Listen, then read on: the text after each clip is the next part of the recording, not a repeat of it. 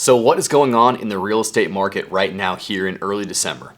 Hey everybody, Brad Decater with the Decater Home Team. This is our November market update since we have the new statistics as of early here in December. So we're going to touch on a few things today in this video. We're going to look at, as always, the statistics. So, actives, pending, solds, average price points, things like that here in King County.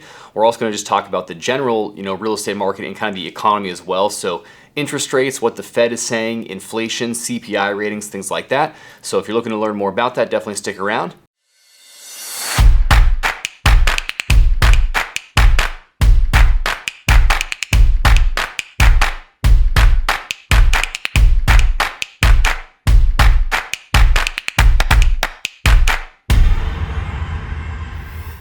All right, so first off, let's get into the statistics. So I always like to start with the average price point. So again, this is King County only, and we're looking at all single family and condos. So the stats actually look a lot different, if you're looking at either just condos or just single family. I always lump them together, but just fair warning, it's also location specific. So we are down actually 6% in November as opposed to October. So things have continued to go down. Actually, my last market update video, things actually went up in October, which was kind of a shock. Might have been some sort of anomaly. I'm not sure what was going on there. But we were back down now. And so this puts us at still 10 to 12% below the average price point as far as the peak of the market, which was going to be a March and April kind of listing and closing that time period. So we are obviously down. Everyone knows that, I think.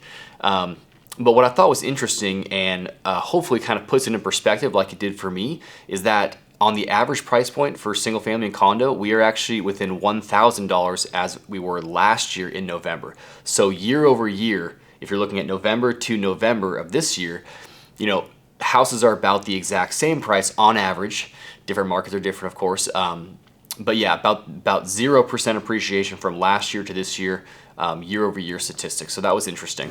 So basically, what happened there is we had a huge boom, with the interest rates low, people were trying to get in. So early 2022 into that spring market was just a frenzy. It was crazy. So bidding wars, prices just went way above listing price, and that continued even after that happened for a while. We had now new comps at a certain level, and then we were still getting bidding wars at that point, and then again and again. So a few months in, we were up 20% just by springtime of the year, and now we're back down to kind of where we started. So it is a significant difference, but if you're looking at real estate in the long term, which I encourage all of my clients to do, it's not that crazy because it just went up so fast, so irregularly fast in the springtime that now we're kind of just back on planet Earth here as far as prices go. So again, recap, down 6% month over month, but we were up last month. So interesting stat there. But the main takeaway is from November to November, 1 year, we are at 0. All right, so let's talk about inventory. So there's 3 ways to look at inventory as a whole. We have our new listings in the month of November. We have the total active listings, and then months of inventory, which is a different reflection of that same last stat. How many houses on the market? How long will it take to run out of them? So for new actives, we had 1,700 new actives, 1,697 technically, in the month of November, which is very, very low. When comparing that to last month, we had a little bit over 2,500, so significantly less new listings in November than October. However, this is normal to see a decrease in listings as we get into November, December. Just every single year, if you look at the graph here, it always goes down. What I thought was more interesting was when you look at actually last year in 2021, which was of course an appreciating market, we still had a little bit over 2,000 new listings. So this year we have about 400 almost less new listings in November than we did last year. If you guys remember back to last winter, it was a very, very tight inventory market. Still we're getting above listing prices, still kind of crazy, very, very low inventory. And we actually got less new listings this month than we did last year in that market that we were in. So that was very interesting. Now here's where the story changes as far as inventory, because obviously it's kind of debunked that every house is coming on the market, everyone's trying to get out of the market. That's not happening. As you can just see from what I said, every month that I've done this video in the last 4 months, we've had less new listings than we did the previous year. So obviously it's not an influx of inventory. There's not a ton of foreclosures and everyone's just heading to the market to sell. That's not happening. Now where the story does change is the active amount of inventory, because houses are taking a lot longer to sell. So total active inventory right now is a little bit over 3,700 houses. So a lot more than the 1,700 that we're newly listing. So that's going to be accumulation of the 1,700 that got listed in November, and also all the ones the previous few months that didn't sell yet. So again, about 3,700 current listings that are active as of November stats. And the last stat for as far as inventory goes is the months of inventory. We are at 2.2 months. That's coming off of 2.1 months in October. And if you look back at last year, we were at 0.3. So very, very competitive market last time. We all know that though. So 2 months, it's been kind of hovering around that 2 months for quite a while now. So not a big significant change in the months of inventory statistic. Now, when compared to just October, we had about 4,400 in total active listings. So that was actually a good sign. We have a lot less now than we did before. So that means that we got a little bit more pending statistics, which we'll get into in a second. Now, when comparing the total active listings to a year ago, we only had about 1,100. So very, very, very little. So that is what I'm saying is that, there's not a lot of houses coming to market, but because there's more active inventory in general, that's where the market change is coming, not because of an influx of inventory. Pending statistics, we had about 1,500 pending in the month of November, which is about right. As I mentioned, we had about 1,700 new listings in November. Of course, not all the ones that went pending were those. They were probably ones from a few months before as well. But the amount of pending being a similar number to the amount of new listings was a good sign.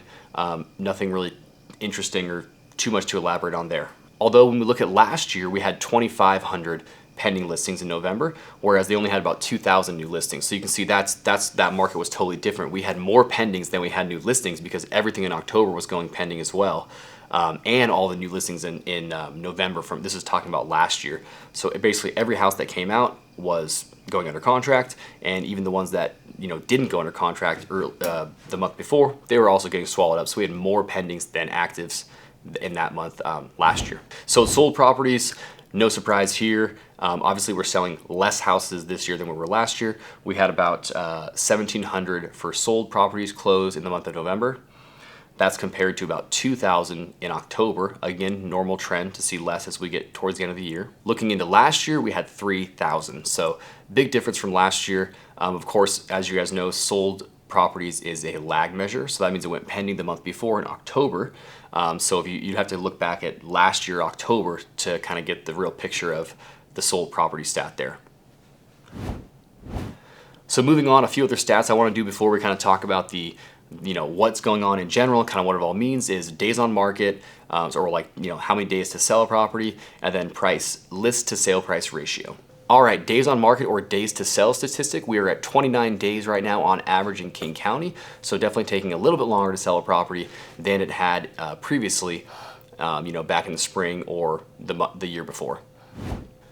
And list to sale price ratio, we're at 98% right now. So that's taking, what a property is listed for and then what it sells for, what percentage.